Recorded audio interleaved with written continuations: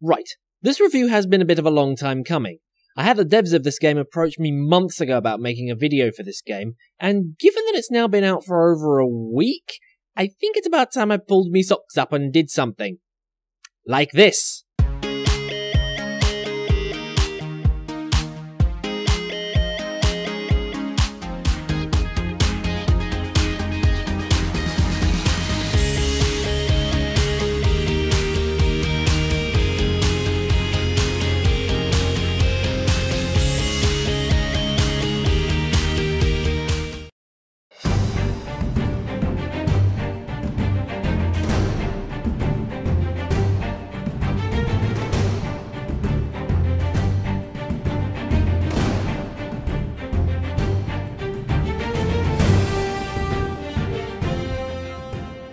Okay, so I'll be honest in saying that I had never actually heard of the Cossacks series before I was approached to make this video, but seeing as though that this game is the third in the series, I can assume it's been around for a while.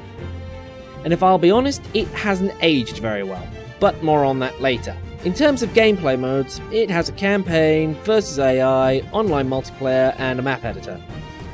I honestly can't say if most of these are any good, as I'm not an RTS expert, and I didn't try anything else out other than the single-player campaigns. Besides, I was more interested in the meat and bones of this game, that namely being how it played. At first glance, everybody is probably getting yet another "doesn't this feel like" vibe. And honestly, I wouldn't blame them, because I was getting very heavily reminded of my time playing Age of Empires 2 back in the late 90s, and this is why I feel like the game hasn't aged too well. It uses old sprite-based models for everything, and while it's quite charming and does give it that whole retro feel, it does make the whole thing feel a little dated, not to mention it uses some really old RTS mechanics. For starters, when creating troops, you need to make each soldier individually, rather than making a whole unit of them and then adding to them later. To me, this is where the game shows its age a bit too much. But then again, I'm more used to playing RTS games where whole units get created in one go. There is a mechanic where you can separate specific unit types into one group, but in order to do that, you need to create a unit commander and a drummer boy.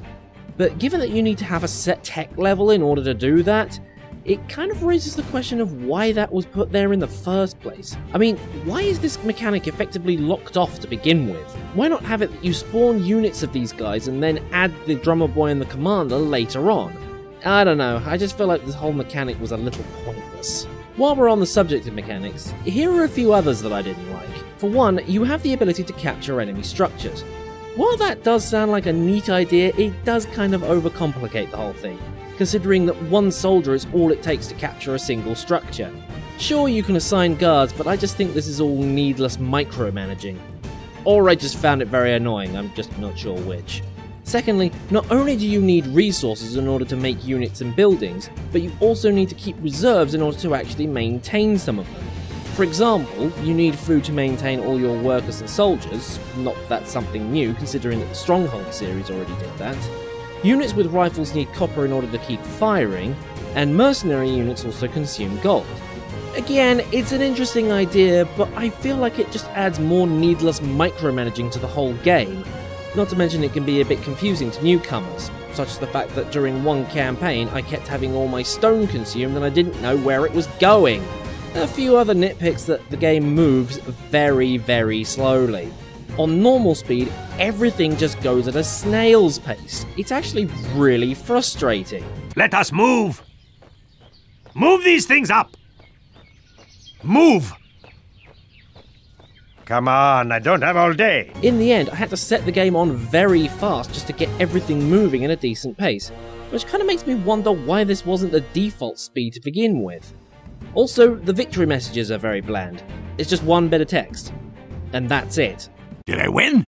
Yay! Lastly, there's no easy mode in the campaign. I know it's a minor nitpick, but I'm not the greatest RTS player in the world, but I still enjoy playing these types of games, and I would rather steamroll everything rather than being steamrolled myself. The campaign itself does have a very interesting feature, and then it has minor role-playing elements to it.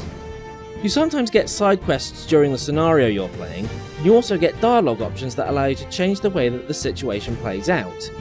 Sadly, these bits are all done through text prompts, so if you're like me and you don't enjoy reading that much, it gets a little dull. Sound-wise, well, there is pretty much no voice acting in this, which I feel harms it a little, and it could really do with it.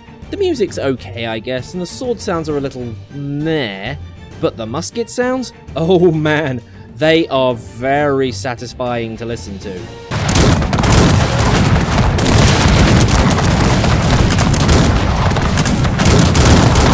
This review might seem a little bit shorter than all the other ones, but to be perfectly honest, I don't really have an awful lot much else to talk about because I'm not an RTS expert, so if there are things in this that are badly done or they don't quite work as well as other games, I honestly didn't notice because, well, I just don't play them all that often. I guess all the tech trees and stuff are alright, but again, I wouldn't know.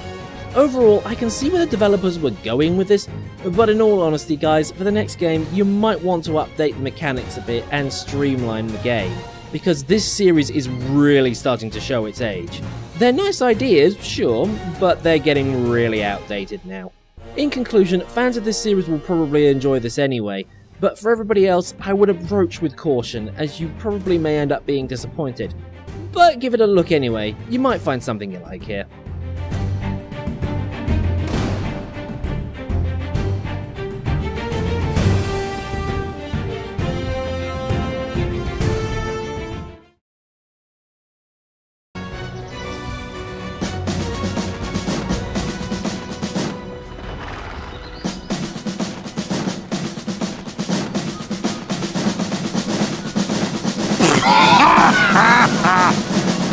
What is funny to me?